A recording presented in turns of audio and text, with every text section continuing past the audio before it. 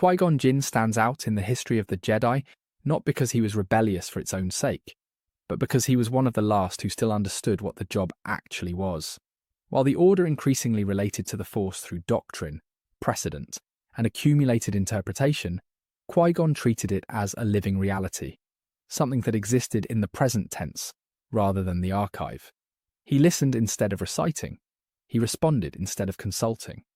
That alone placed him at odds with an institution that had come to value consistency more than truth, because living things are not consistent, and the Force was never meant to be managed like policy. Qui-Gon's danger to the Council was not disobedience, it was relevance. Most Jedi of the late Republic experienced the Force through layers of abstraction, prophecy charts, ancient texts, council rulings, and approved interpretations that buffered them from uncertainty. Qui-Gon stripped those layers away. He believed the Force spoke now, not just then, and that listening required presence rather than permission. This made him adaptable in ways the Order no longer was. He could change course mid-mission. He could abandon plans when reality shifted. And because institutions depend on predictability to maintain authority, that adaptability made him deeply uncomfortable to those who govern the Order. Systems prefer rules because rules remove responsibility. Qui-Gon accepted responsibility directly. That acceptance is clearest in how he prioritized people over protocol, which is the foundation of real Jedi work. When Qui-Gon encountered suffering, he did not first ask whether intervention aligned with Republic jurisdiction or Council approval. He asked whether intervention was right. That instinct was not impulsive, it was ethical. He understood that rules are tools, not replacements for moral judgment, and that when rules contradict compassion, it is the rules that must yield. By contrast, the Council increasingly filtered every action through optics, stability, and political consequence, treating compassion as a liability rather than a mandate. Qui-Gon never forgot that the Jedi existed to serve life, not institutions. This distinction becomes even sharper when you look at how Qui-Gon understood peacekeeping. To the late Order, peacekeeping had become an administrative role, reactive, conditional, and dependent on Senate authorization. Jedi intervened when asked, not when conscience demanded it. Qui-Gon rejected that passivity. He recognized that neutrality in the face of injustice is not wisdom, it is complicity with better branding. Peace is not maintained by waiting for permission, while people suffer. It is maintained by moral courage, the willingness to act even when outcomes are uncertain. And authority is uncomfortable.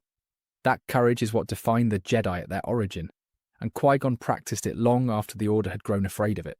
Nowhere is the contrast clearer than in how Qui-Gon approached prophecy. The Council clung to prophecy as a way to impose certainty on a galaxy that was slipping out of their control. Prophecy became a stabilizing myth, a framework that reduced complexity into symbols and inevitabilities. Qui-Gon treated prophecy differently.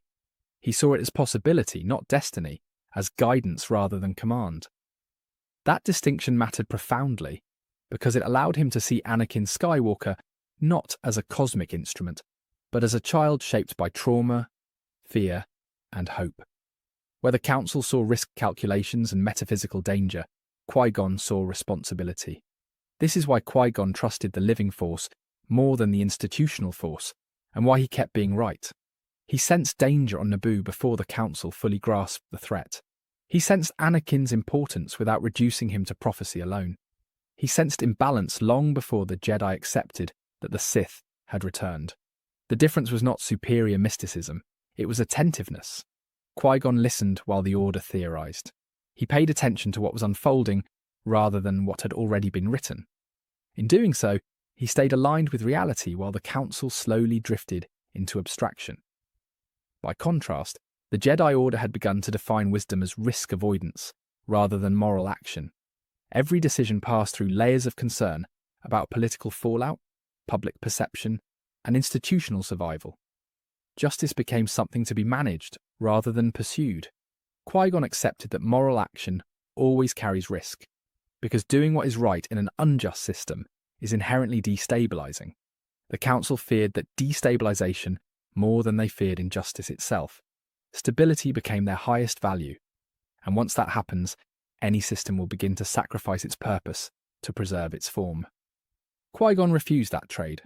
The Order also mistook emotional detachment for wisdom, while Qui-Gon practiced emotional awareness as responsibility. He did not suppress feeling, he regulated it. He understood that compassion is not a weakness to be eliminated, but the very reason Jedi exist. Emotions were signals, not threats, indicators of where attention and care were needed. The Council, by contrast, treated emotion primarily as a liability, something to be minimized lest it complicate obedience. In rejecting emotional awareness, they hollowed out the very empathy that once justified their authority. Qui-Gon preserved that empathy by refusing to fear it. This philosophical gap directly contributed to the Jedi's blindness to the Sith. The Order trusted procedure more than perception. They waited for confirmations, disturbances, formal signs that fit established frameworks. Qui-Gon recognized danger through instinct, lived experience, and contextual awareness. The Sith did not defeat the Jedi through superior power alone. They defeated them by hiding in places the Jedi no longer looked: nuance, ambiguity, political shadow. Qui-Gon looked there naturally, because he was not constrained by what danger was supposed to look like. When Qui-Gon died, the Jedi did not just lose a powerful warrior, they lost their last internal critique. He was one of the few who could challenge the Order without rejecting it, who could disobey without abandoning principle. His presence created philosophical tension, and tension is how systems correct themselves. With him gone, the Order became a closed loop, reinforcing its own assumptions without challenge. Any system that cannot question itself is already in decline, and Qui-Gon's absence accelerated that process dramatically. The tragedy is that Qui-Gon was never an exception. He was the original template the Jedi had drifted away from. He was not radical, he was classical. Early Jedi were not bureaucrats, they were guardians who served life through direct engagement with the Force. Over time, the Order mistook adaptation for deviation and tradition for rigidity. Qui-Gon did not invent a new way of being Jedi, he practiced an old one that the institution had outgrown and quietly forgotten. This is why saying Qui-Gon was the only Jedi actually doing his job is not hyperbole. His job was not to preserve the Order, uphold Senate authority, or maintain galactic optics. His job was to listen to the Force, protect the vulnerable, and act when conscience demanded it. He did those things consistently, even when it made him unpopular, even when it isolated him, and even when it ultimately cost him his life. The Order did not reject Qui-Gon because he was wrong. They rejected him because he reminded them of what they no longer were. What followed Qui-Gon's death was not simply grief, but a quiet philosophical vacuum that reshaped the Jedi Order without anyone formally acknowledging it. With Qui-Gon Jinn gone, the Order lost the last figure who could disagree from inside the tradition rather than from outside it. That distinction matters more than it appears, because systems do not collapse when they face opposition. They collapse when opposition disappears and consensus becomes reflexive. Qui-Gon's presence forced the Council to justify itself. His absence allowed it to assume it was already right. This shift had immediate consequences for Obi-Wan Kenobi, who inherited not only Anakin, but a conflict he was never meant to resolve alone. Obi-Wan absorbed Qui-Gon's loyalty to the Order without fully inheriting his philosophical independence. He respected Qui-Gon deeply, but he internalized the lesson that disagreement should remain contained, subtle, and ultimately subordinate to consensus. Where Qui-Gon challenged the Order openly when conscience demanded it, Obi-Wan learned to compromise, to interpret, to bend rather than confront. This made him an exemplary Jedi by institutional standards, but it also meant that the living Force began to take a back seat to procedure in the most critical moments. That distinction shaped how Anakin was raised. Qui-Gon would have treated Anakin Skywalker as a person first and a prophecy second, grounding him emotionally before refining him spiritually. Obi-Wan, despite his compassion, was constrained by doctrine he did not create but felt obligated to uphold. He trained Anakin to be a Jedi as the Order defined it, not as the Force demanded in that moment. The result was a Padawan taught discipline without integration, obedience without trust, restraint without emotional literacy. Qui-Gon might have disrupted that pattern. Without him, it hardened. The Jedi Council meanwhile drifted further into rigidity, mistaking uniformity for balance and tradition for wisdom. With no one left willing to act as an internal dissenter, decisions became increasingly circular. Concerns were raised, acknowledged, deferred, and ultimately buried beneath process. The The Order still believed it was serving the Force, but in practice, it was serving continuity. Stability became the unspoken objective behind every choice. The Jedi were no longer asking how to do good, but how to avoid doing harm to themselves as an institution. That is the precise moment when a moral order begins to hollow out. This is also why the Jedi became so blind to Darth Sidious. They were searching for disruption in the Force that matched historical templates: violent upheaval, obvious darkness, open confrontation. Qui-Gon understood that the most dangerous imbalances often masquerade as order. He sensed that something was wrong, not because the Force screamed, but because it felt constrained, manipulated, overmanaged.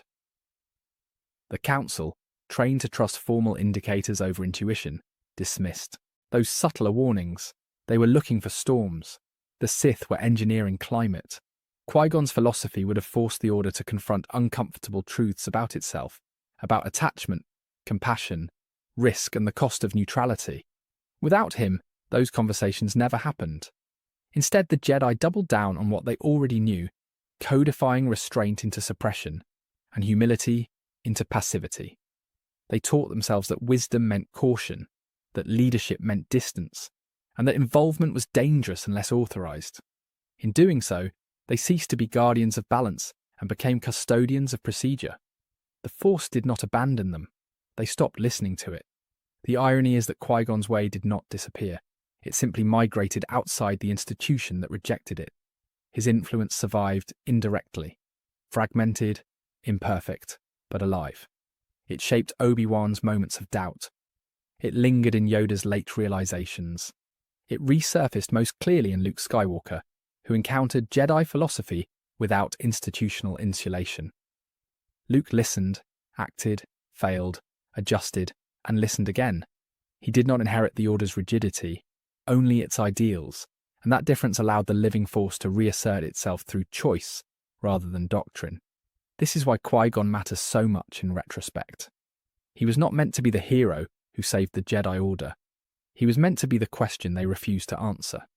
His death did not doom them directly, but it removed the friction that might have slowed their decline.